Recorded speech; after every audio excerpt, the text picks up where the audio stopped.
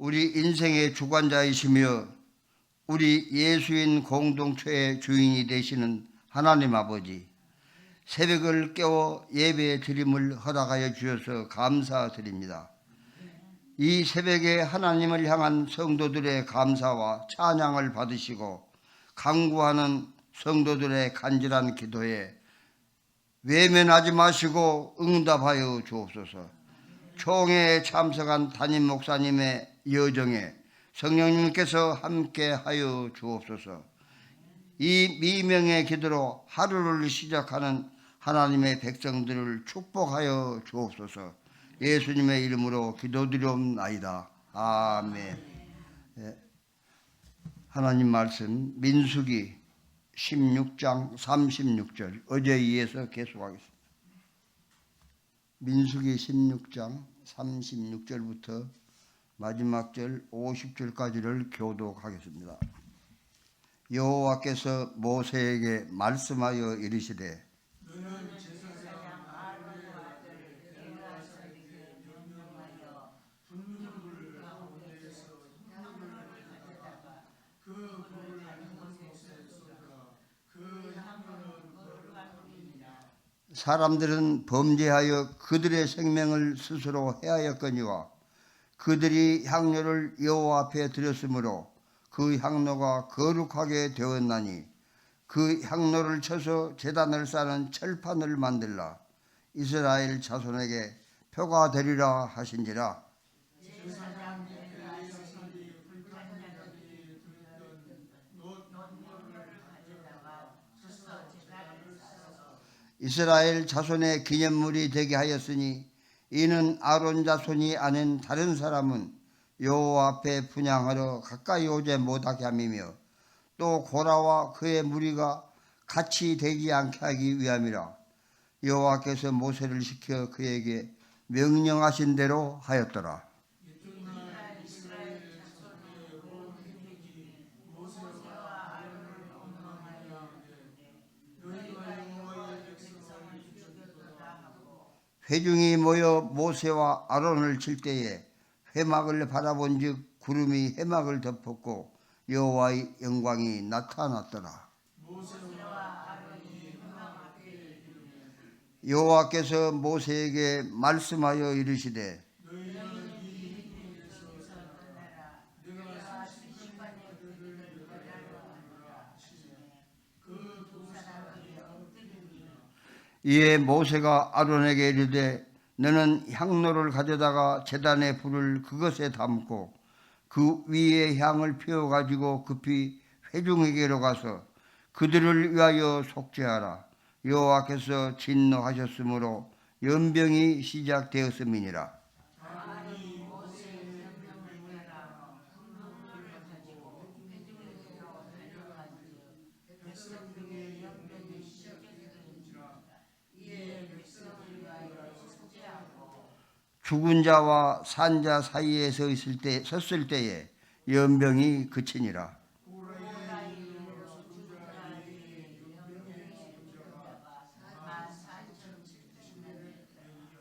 50절 같이 봉독하겠습니다. 연병이 그침에 아론이 회막문 모세에게로 돌아오니라. 아멘. 밤사이 안녕하셨습니까? 예. 저가 몸이 좋으니까 아침에 일어나서 거울을 보면 나가 거울을 보고 밤사이 안녕하셨어요 하고 인사를 합니다. 우리가 항상 성경을 상고할 때에 이 성경은 누가 기록했는가? 언제 기록했는가? 다른 소설도 마찬가지예요. 무엇 때문에 기록을 했는가? 주인공은 누군가? 스토리는 어떻게 되는가? 적어도 이 정도는 항상 기억해야 하는데 4월 달에 들어서 사순절 예배를 필사교제로 드리느라고 이 민수기를 처음부터 제대로 안 달았기 때문에 우리가 아직 민수기에 대해서 조금 어색한 점이 있습니다. 그러나 계속하기 때문에 그렇게 알고 오늘도 같이 이 부분을 보겠습니다. 우리가 민수기 16장은 어제 그제부터 시작했습니다. 제목은 죽은 자와 산 자로 붙이겠습니다. 민수기 16장은 고라 일당의 반역에 관한 형벌과 아울러 이를 불쌍히 여기신 하나님의 사랑이 함께 나타남을 알 수 있습니다. 민수기 16장은 이스라엘 민족이 가데스 바나에서 반역 사건, 즉 그 사건은 정탐꾼들의 보고를 말합니다.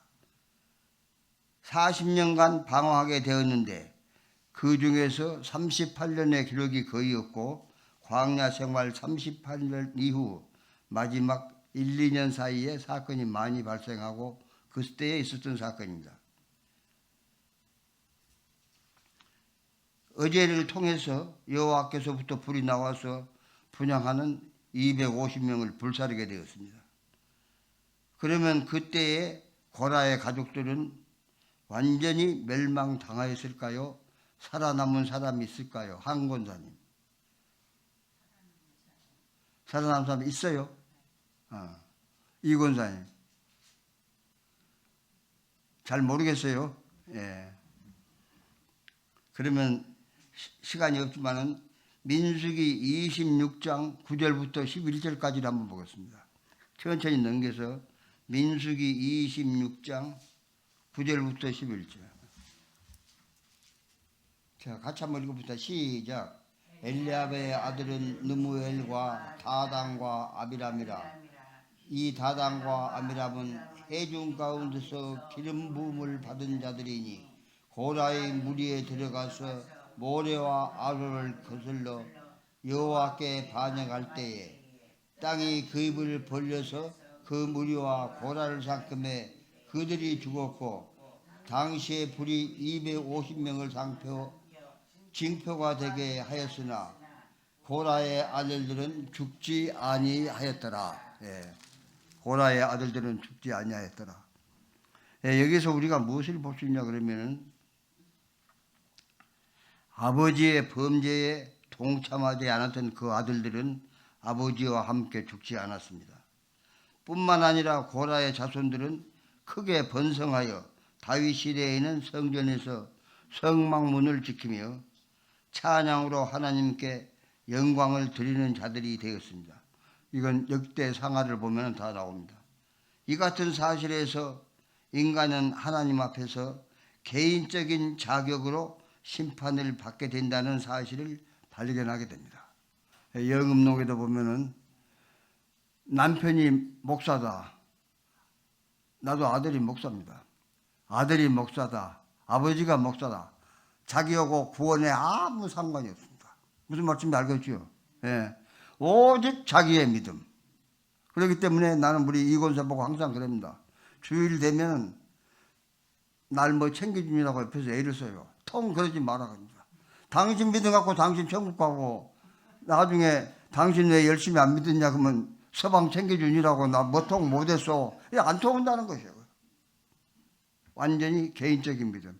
그래서 하나님께서는 고라가 그렇게 반역을 해도 그 아들들은 거기에 가담을 안 하니까 살려두신 거예요. 그래서 우리도 믿음의 길을 가는데 아들 핑계, 나 제일 싫은 것이 왜 오늘 예배 안 해요? 그럼 우리 아들이 어디서 오기로 했으니까 못 온다고요. 나 우리 아들이나 며느리나 교회 예배 시간하고 관계될 때 가까이요 그러면 나 그냥 바로 작살 내봅니다. 수많은 시간 놔두고 왜 그때 오냐 이것이요. 그 누가 아빠 엄마의 신앙을 지금 시험해 보려고 그러느냐. 그래서 두 번만 벼락같이 악써놓으면 다음에는 다시 주일날 온다든가 수요일 온다든가 이런 꿈을 애들이 안 꿀 거 아닙니까? 그래서 아무리 부모 형제 지간이라도 끊어낼 것은 확실히 끊어내는 그런 신앙의 결단이 있고, 예. 특히 여자들 주일날 되거나 수요일날 되면 머리에 뭐 바르고 거울 들라불라 신경 쓰지 말고 성경 한 구절이라도 더 보고 나는 교회 나오라. 그게 제일 중간입니다. 꼭 맞다는 건 아닙니다.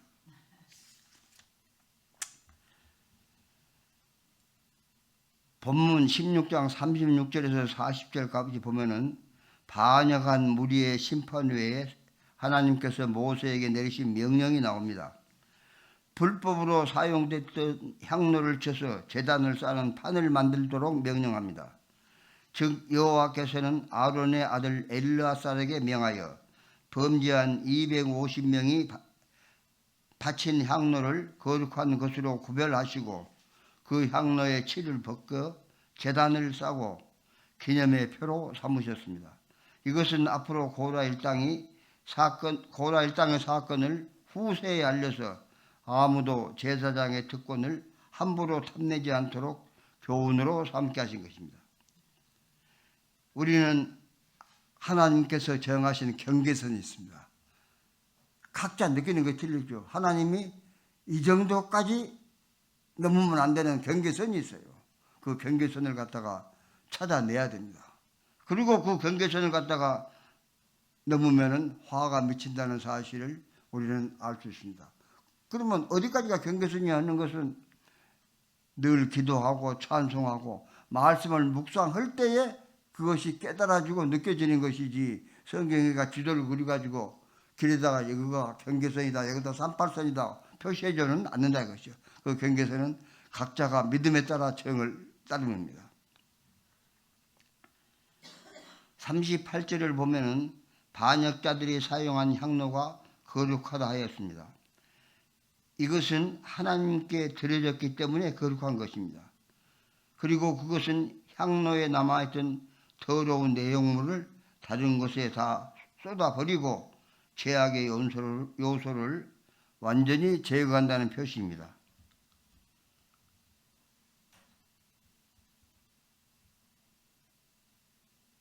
모든 요소가 제거된 향로는 하나님 앞에서 거룩한 것이 되었습니다. 하나님은 오늘도 우리 모든 성도들에게 자신들의 삶 가운데 존재하는 죄악을 제거하고 하나님의 거룩하심에 참여하기를 바라고 계십니다. 우리 마음에 남아있는, 우리의 행동에 남아있는, 우리의 일상생활에 남아있는 찌꺼기를 얼마나 버리느냐, 이것이 그리고 그 향로를 바치냐. 그러니까 내 자신을 어떻게 비워서 바치느냐. 제가 가끔 한문은 모르는데 중국 성경을 조금씩 비교해 봅니다. 그러면 우리 성경에는 심령이 가난한 자는 복이 있나니 천국이 그들의 것이며, 심령이 가난하다는 것이 어떤 것이 해석이 좀 어렵죠. 그러나 중국 성경에 보면 심령허자, 마음을 완전히 비워버린 사람은, 그 마음을 비운다는 것은 뭡니까? 불만도 오해도 욕심도 미움도 없는 마음의 천국. 남 뭐라 고 또 없고 남 탓할 것도 없고, 보면 불쌍히 보이고 구원해주고 싶고 사랑하고 싶고, 이런 마음의 천국을 소유하고 내 몸에 하나님께 나가야 된다. 그러니까 향로에 남았던 더러운 찌꺼기는 지금 우리가 살아가는데 당면하고 있는 모든 죄악이나 찌꺼기들을 한 번에 말한 겁니다. 저는 어떤 분이 한 말이 생각납니다. 하나님이 죄 지은 대로 처벌을 하면, 거짓말하면 혀를 자르고, 부정하면 손을 자르고, 이러면 발을 자르면 세상 걸어가는 사람 중에 성한 놈이 하나가 있거든요. 우리가 큰 죄를 지르면 저놈 죽여야 된다. 이거 살인자들 그러잖아요. 그러나 자기 아들이 죄를 지으면은 변호사를 사서 죄를 가볍게 해서 그거 내오려고 애를 씁니다.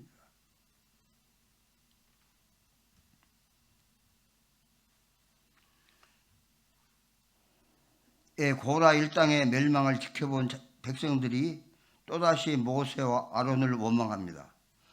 이들은 자기 백성들의 죽은 원인이 모세와 아론에게 있다고 생각하는 것입니다.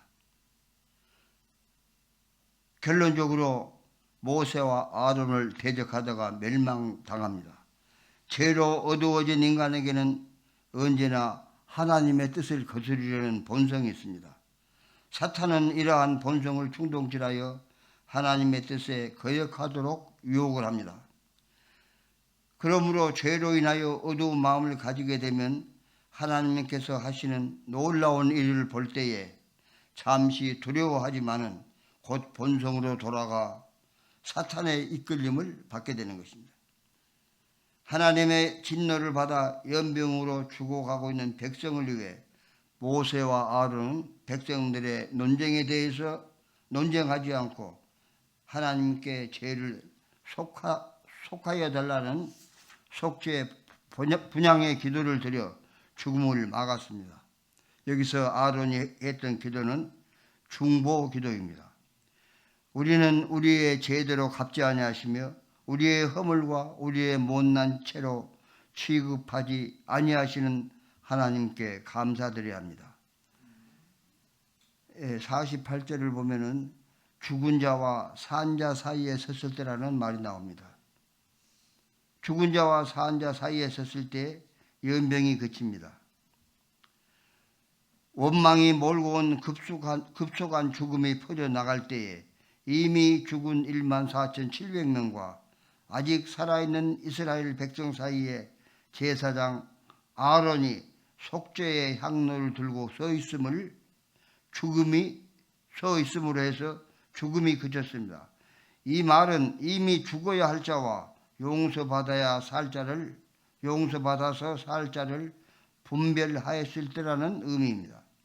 아론의 이 같은 행동은 그가 인간의 생과 사를 분별할 위치에 있었으며 대제사장으로서 그가 중보자의 역할을 담당하고 있었음을 보여줍니다. 또한 아론은 백성들을 살리기 위해서 자기의 생명을 돌보지 않고 전염병이 걸린 자들에게로 갔습니다. 백성들을 위해서 희생과 사랑을 아끼지 않았습니다. 이와 같은 아론의 대제사장의 헌신적인 행동은 세상에 후에 오실 예수 그리스도의 희생적이요 중보적인 사랑을 미리 보여주는 것이다. 민수기는 1장과 26장에 인구조사가 2번 나옵니다. 그래서 제목을 민수기라고 했고 히브리의 명칭으로는 민수기를 베이드 바르라 그러는데 베이드 바르는 우리말로 번역하면 광야라는 뜻입니다. 그래서 결국 출애굽기하고 민수기는 내용이 거기서 그거입니다. 그러니까 모세 오경 그러면은 창세기부터 시작해서 가나안 땅에 들어갈 때까지 그 어려웠던 역경들 거기에서 제일 주제가 되는 것이 광야다 이렇게 생각하면 됩니다. 이 기록년 때는 BC 1400년부터 1446년 사이인데 모세가 애굽에서 컸습니다. 바로 공주의 아들로 커서 거기서 학문을 많이 땄고 아는 것이 굉장히 많아요. 그래서 모든 자료를 구입하고 보고 기도하고 하다가 모세가 죽기 얼마 전에 성경학자들은 죽음이 가까이 오니까 일생 가졌던 모든 자료를 가지고 모세 오경을 기록했다. 그리고 민수기도 그때 쓰여졌다. 이렇게 생각하고 있습니다. 배경을 보면은 애굽 탈출 1년 후에 이스라엘 백성들이 율법에 관한 지시를 받기 위해서 시내산에 모였고 시내산에서 가데스 바나에게까지 광야 생활을 마치고 마침내 모압 평지에 이르는 39년의 생활이 기록되어 있습니다. 이제 곧 가나안에 입성하게 되겠죠.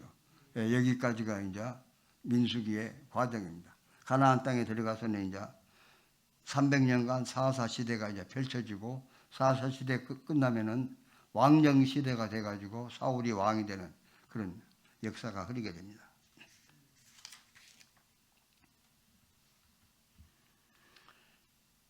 (1차) 인구조사에는 뭘 때문에 인구조사를 했냐 그러면 가나안 정복을 위해서 행군의 효율성과 전투를 어떻게 할 것이냐를 갖다가 준비하기 위해서 계획을 세웠고 2차 인구조사 때는 가나안 땅에 들어가서 땅을 어떻게 나눌 것이냐. 그러면 지도를 갖다 놔요. 딱 가나안 땅 지도를 갖다 놓고 12지파가 추첨을 합니다. 관정순위가 어느 지파에 우두머리면 여러분 심심하면 가나안 땅 지도를 놓고 분배된 땅을 한번 보십시오. 기가 막힙니다. 하나님이 왜 이 지파에는 이 땅을 주고 이 지파에는 왜 이 땅을 주었는가 생각하고 이 지파를 그러니까 그냥 말만 자기 거예요. 말만 자기 거인데 딱 추첨을 해놓고 그거 가서 전투를 싸워가지고 그걸 차지하라 그 말이에요. 그렇기 때문에 부득불 하나님은 원치 않았지만 인간의 뜻으로 인구조사를 해서 가나안 땅을 정복하는 과정이 되겠습니다. 민수기의 모든 내용은 광야 40년간의 훈련과 연단을 통해서 가나안 땅에 들어가는 이 모든 일을 하기 위해서 민수기가 기록되었다. 이렇게 보면 되겠습니다. 말씀을 마치겠습니다. 베이드 바르 광야. 민수기에서 시사하는 바는 여러 가지나 저는 신약 성경 히브리서 11장 13절에서와 같이 성도의 신앙생활이 나그네 생활이다. 신약에서는 그렇게 표현합니다. 구약에서는 성도의 생활이 광야의 생활이다. 그래서 여러분 우리는 세상을 살아갈 때 참 세상 재밌고 편하다. 저는 82살입니다마는 80평생을 살아보니까 그렇게 인생이 꼭 재밌는 것만 아니다는 생각이 듭니다. 앞으로 더 산다고 해도 나에게 얼마나 재밌는 일이 생길까는 이 신앙생활을 빼놓고는 사회에서 막 그렇습니까? 또 특별히. 그래서 우리는 항상 그냥 멍청하니 사는 거 아니라 광야의 생활을 하고 있다. 그렇게 생각하면 됩니다. 특히 모세는 우리가 걸어가는 길이 광야의 길이고 그 실제 광야를 갔다가 40년간 헤매게 됐습니다. 우리는 광야의 길을 지금 걸어가고 있습니다. 그러면 광야는 어떤 곳입니까? 첫째, 광야는 물과 음식이 없는 죽음의 땅이요 고난의 행진입니다. 그러나 모세가 민족을 이끌고 광야를 갈 수 있었던 것은 하나님이 그들과 함께 하셨고 친히 그들을 인도하셨습니다. 이것은 불기둥과 구름기둥으로 인도했습니다. 이 여행은 하나님이 군대 장관이 되어서 이스라엘 군대를 이끌고 광야를 가로질러 가나안 땅으로 진군하는 모습으로 묘사되었습니다. 특히 본 민수기는 이스라엘이 죽음의 땅에서 생존할 수 있었던 것은 오직 하나님의 은혜였다는 것을 알 수 있습니다.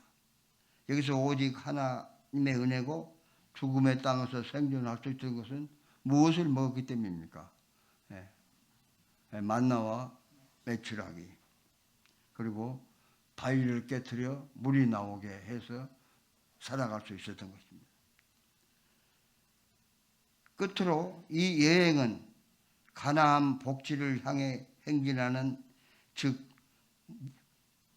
목적이 뚜렷한 여행입니다.